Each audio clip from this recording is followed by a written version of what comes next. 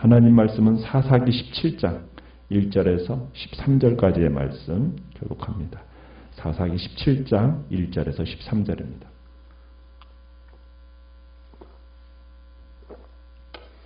사사기 17장 1절입니다. 에브라임 산지에 미가라 이름하는 사람이 있더니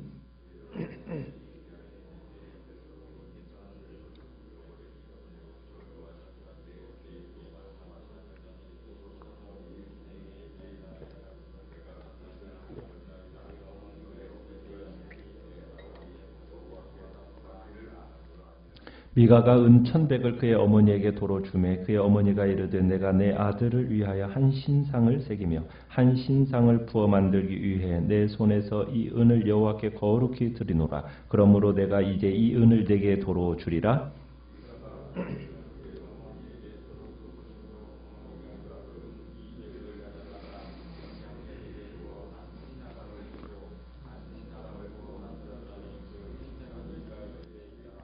그 사람 미가에게 신당이 있으므로 그가 에봇과 드라빔을 만들고 한 아들을 세워 그의 제사장으로 삼았더라.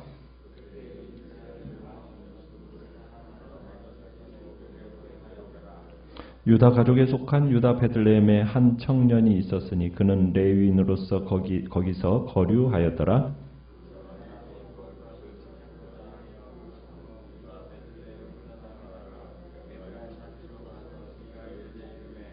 미가가 그에게 묻되 너는 어디서부터 오느냐 하니 그가 이르되 나는 유다 베들레헴의 레위인으로서 거류할 곳을 찾으러 가노라 하는지라.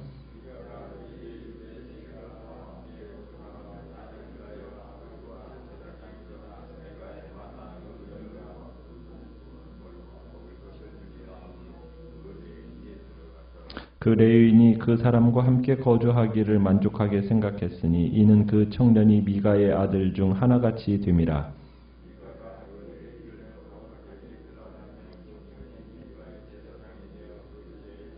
같이 읽습니다. 이에 미가가 이르되 레위인이 내 제사장이 되었으니 이제 여호와께서 내게 복 주실 줄을 아노라 하니라. 아멘. 오늘 말씀의 제목은 미가의 신앙이라는 제목으로 말씀을 나눕니다. 우리가 사사기에서 삼손의 이야기까지 보면서 시간이 흐를수록 이스라엘 사회가 점점 악화되어져만 가는 것을 우리가 잘 보게 되었습니다. 그러나 우리가 마지막 단락에서 전개될 이 이야기는 삼손 시대의 이 부패와 어떻게 보면은 이 분열을 능가하는 것이 어떻게 보여지는지를 우리가 두 가지 이야기 에피소드를 보면서 우리가 보게 될 건데요. 크게 사사기의 마지막 부분은 크게 두 개의 이야기를 우리가 보게 됩니다. 17장에서 18장에는 미가라는 인물을 통해서 당시 이스라엘 백성이 얼마나 종교적으로 타락했는지를 보여주고 있습니다. 그리고 19장에서 21장에서는 에브라임에 살던 한 레위인과 첩의 이야기를 통해서 사사시대 하나님의 백성들이 얼마나 도덕적으로 부패했는지를 그리고 있어요.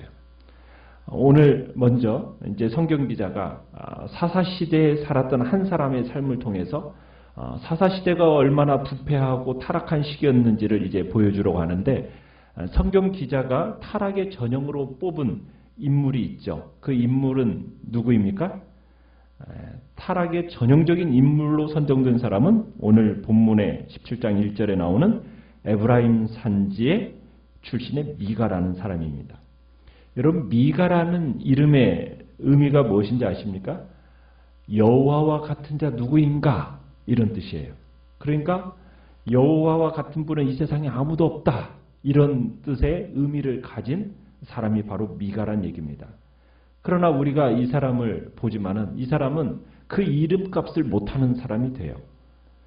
미가는 돈을 훔친, 어머니의 돈을 훔친 우상숭배자라는 것을 우리가 보게 될 겁니다. 2절에 보시면은 미가의 어머니가 은 1,100을 도난당했습니다.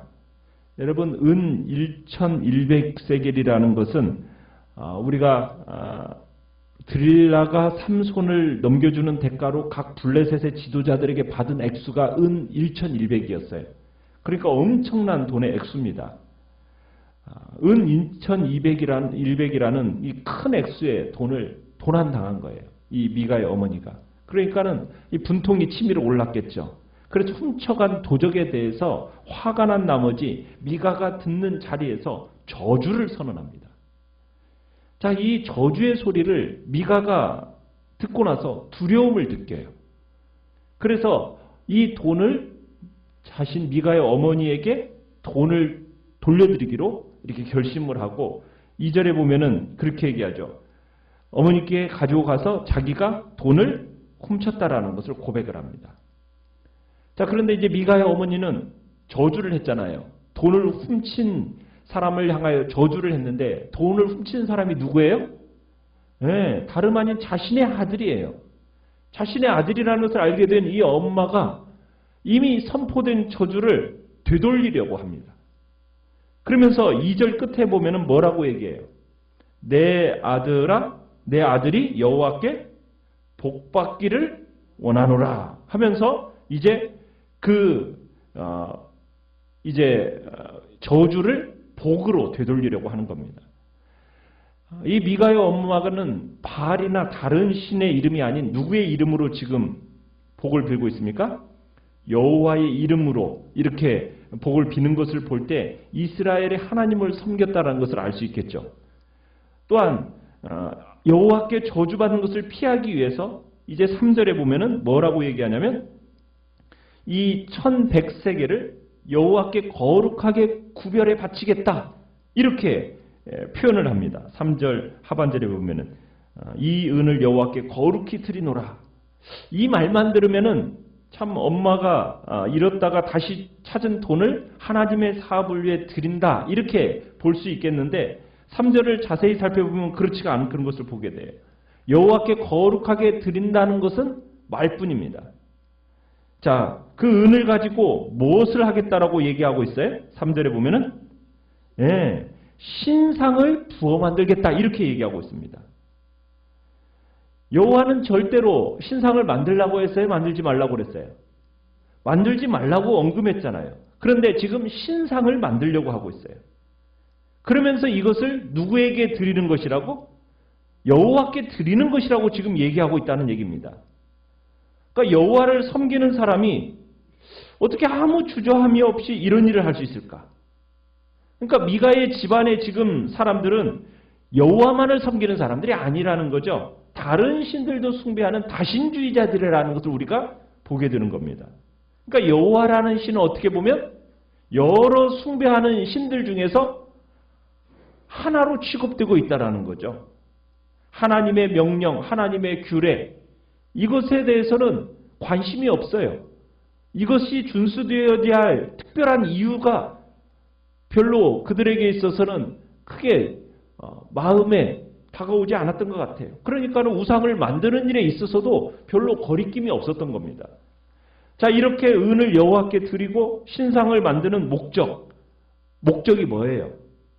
하나님께 대한 감사의 마음입니까? 아니죠. 돈을 잃었다가 찾은 것에 대한 하나님께 대한 보답입니까? 그렇지도 않습니다. 오직 누구를 위한 거예요? 3절 앞에 보면은 그 어머니가 뭐라고 얘기하고 있어요? 내가 누구를 위하여? 내 아들을 위하여. 오직 누구만을 위한 거예요? 내 아들을 위한 거라는 거예요. 그러니까 이것을 미가의 엄마는 솔직히 밝히고 있는 거죠. 내가 내 아들을 위하여 한 신상을 생기며 한 신상을 부어 만들기 위해. 최종 목적은 무엇입니까? 아들을 위한 거죠. 아들. 여호와께 은을 드리겠다라고 하는 이 목적은 오직 아들을 위한 거예요. 아들을 위해서 신상을 만들었으니까 은도 여호와께 드린 것이 아니라 결국에는 누구한테 돌아간 거예요? 아들한테 돌아간 거예요. 그러니까 우리가 여기서 볼 수 있는 게 무슨 내용이에요? 아들의 축복을 위해서라면 돈을 아끼지 않는 미가 엄마의 모습을 볼 수 있는 거고요. 미가의 이 어머니에는 신앙을 축복의 수단으로 지금 전락시키고 있는 겁니다. 자식의 앞날에 대한 보장을 위해서 지금 하나님께 뭔가를 받으려는 지금 미가의 모습, 미가의 어머니의 모습은 어떻게 보면 오늘 이 시대를 살아가는 그 어머니들의 모습과 별반 다르지가 않죠. 자식이 우상이 된 것이 예나 지금이나 크게 다르지 않다라는 것을 우리가 보게 되는 겁니다. 자, 그래서 4절에 가보면은 이 어머니가 은을 주자 미가가 은으로 무엇을 만들었다고 얘기해요? 은장색에게 주어서 한 신상을 새겨서 한 신상을 부어 만들었어요. 자, 그리고서는 그것을 어디에다 갖다 두었습니까? 자기 신당에다 갖다 두죠. 신당. 그러니까 그 집안에는 뭐가 있었던 거예요? 신당이 있어요. 신당. 자, 그 신당에는 또 있다고 얘기하고 있어요. 5절에요. 에봇도 있고 드라빔도 있다라는 거예요. 여러분, 에봇이라는 것은 무엇입니까? 원래는 제사장이 입는 옷이에요. 그런데 미가 개인 신당에 지금 에봇이라는 것을 두었다라는 것은 이스라엘의 제사장이 입는 옷으로 만들어진 것이 아니라 우상으로 만들어지고 있다라는 거죠. 거기다가 또 드라빔도 있어요. 드라빔은 뭐예요? 드라빔이라는 것도 여러 잡다한 수호신들의 우상입니다. 점술가들이 점을 칠 때 사용하는 우상이 드라빔이에요. 그 드라빔과 함께 지금 은으로, 어머니에게서 받은 은으로 만든 또 새 우상도 거기다가 갖다 두고 있는 거예요. 여기다가 또 미가가 그치지 않고 뭘 하고 있습니까? 자, 신상도 있어요. 에봇도 있어요. 드라빔도 있어요. 자, 그런데 뭐가 없어요? 제사장이 없죠. 그럼 제사장이 없으면 효력을 발휘하지 못할 거라고 생각하니까 편법을 동원해서 제사장을 한 사람 삼았어요. 누구를 제사장으로 삼았다고 얘기하고 있습니까? 자기의 아들을 또 제사장으로 삼았어요. 여러분, 제사장은 이스라엘의 제사장 누가 제사장이 되는 거예요? 아론의 아들들이 제사장이 되는 겁니다. 그죠? 레위인의 아들, 레위인으로서 아론의 아들들이 제사장이 돼야 되는데 이 제사장을 지금 편법을 동원해서 레위인도 아니요 아론의 아들도 아닌 누구를 자신의 아들을 제사장으로 삼은 거예요. 하나님께서 하나님의 권리를 빼앗는 행동을 하고 있는 겁니다. 지금 어떻게 이렇게 이스라엘이 이럴 수가 있을까? 그래서 성경 기자는 6절에 그렇게 얘기하죠. 뭐라고 얘기하고 있어요? 그때는 이스라엘의 왕이 없었으므로 사람마다 자기 소견에 옳은 대로 행했다. 이렇게 설명을 하고 있어요. 그러니까 미가의 행동은 사사시대가 얼마나 타락했는지를 단적으로 보여주고 있는 이야기란 얘기입니다. 자, 그래도 이제 7절에 가보면은 자, 유다의 베들레헴에서 잠시 이주해 와서 미가의 집 근처에 살고 있던 한 레위 청년이 있었어요. 이 미가가 그 소년이 유다 베들레헴에서 온 레위인이라는 사실을 알고서는 그 사람에게 뭐라고 이제 얘기를 하느냐면 10절에 가보시면은 이렇게 얘기하고 있어요. 내가 1년에 해마다 은 10세겔과 숙식을 내가 제공해 주겠다. 의복 한 벌, 먹을 것 내가 주겠다 하면서 이제 그 사람과 계약을 맺습니다. 그러면서 개인의 제사장으로 삼겠다는 거예요.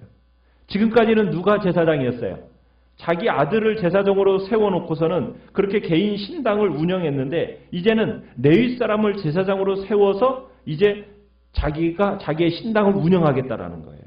레위 사람을 고용해서 그러면은 자기 신당이 어느 정도 어떤 종교적인 정당성을 얻을 것으로 생각을 했던 것 같아요. 그리고서는 13절에 가보시면은 이렇게 얘기해요. 마지막에 보면 레위인이 내 제사장이 되었으니 이제 여호와께서 내게 뭘 주실 것이다? 복 주실 것이다. 이렇게 확신을 합니다. 여러분, 여기서 여호와를 숭배하는 이유가 역력히 드러나고 있죠. 지금 율법을 어기면서 우상을 만들고 사사로이 제사장을 세우고 그러면서 미가가 지금 하나님께로부터 복받을 것을 기대하고 있어요. 여기서 우리는 미가의 여호와 하나님에 대한 신앙이 어떤 것인가를 우리가 알 수 있는 거예요. 미가는 지금 하나님께서 그 백성들에게 요구하시는 그 권고하시는 가치관이나 세계관, 이게 관심이 있어요, 없어요? 그런 건 전혀 관심이 없어요. 오직 지금 미가의 유일한 관심사는 뭡니까? 복받는 거예요, 복받는 거. 누구를 이용해서? 하나님을 이용해서. 그러니까 모든 행동의 밑바탕에는 자신의 행복을 추구하려는 목적이 숨겨져 있는 겁니다. 미가가 어머니의 돈을 훔친 것도 그래요. 거기다가 신상을 만들고 애복과 드라임을 만들고 편법으로 자기 아들을 제사장으로 삼은 이유도 여러분 의외로 간단해요. 못 받으려고, 복 받으려고. 여기에 모든 목적이 있어요. 신상과 드라임이 있고 에봇을 입은 제사장이 있으면 신당에서 얼마든지 여호와의 뜻을 알아내서 미래도 대비할 수 있고 축복을 보장받을 수 있을 거라고 생각하고 있는 거예요. 여러분 이런 사고를 가진 미가, 레위 청년은 결국 그에게 행운을 가져다주는 부적이었다는 거죠. 여러분 미가도 문제지만요. 여기 레위인은 더 문제입니다. 이 레위인은 미가의 집에서 함께 지내는 것에 대해서 11절에 보면 만족해하고 있어요. 만족하게 생각했다. 이렇게 표현하고 있어요. 그러니까 레위인은 지금 미가에게 고용인이나 다를 바가 없었던 거예요. 레위인이 어떤 사람이야 됩니까? 정말 여호와 하나님의 종교를 수호하고 여호와의 열심으로 이방 종교에 빠질 위험에 있는 백성들을 정말 가르쳐야 할 레위인이에요.